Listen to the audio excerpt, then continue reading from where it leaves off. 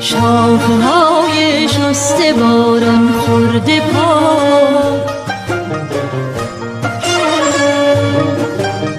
آسمان آبی و ابر سپید، برگ‌های سبز بی عطر نرگس رقص بار، نغمه شوق پرستوهای شاه، خلوت گرم کبوترهای مست، نرم نرمک میرسد اینک بهار، نرم نرمک میرسد اینک بهار، خوش به حال روزگار.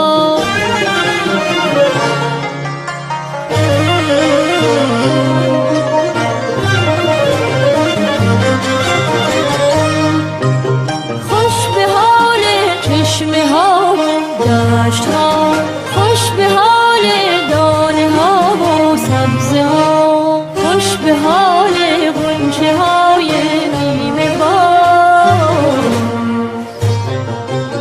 خوش به حال دختر میخک که میخندد به ناز،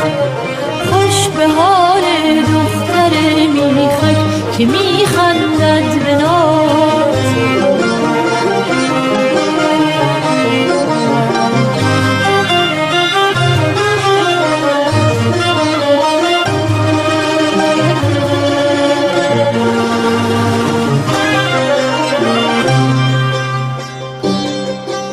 خوش به حال جام لبریز از شراب، خوش به حال آفتاب، ای دل من گرچه در این روزگار باده رنگین نمیبینی به جام، جامه رنگین نمیپوشی به کار،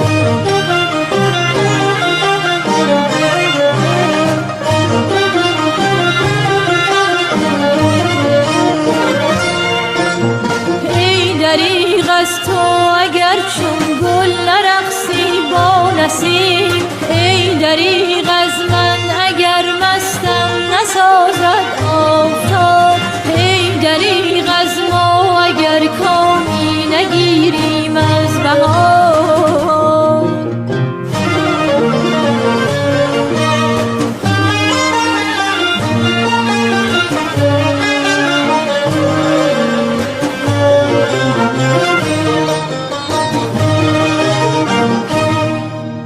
گر نکوبیم شیشه غم را به سر،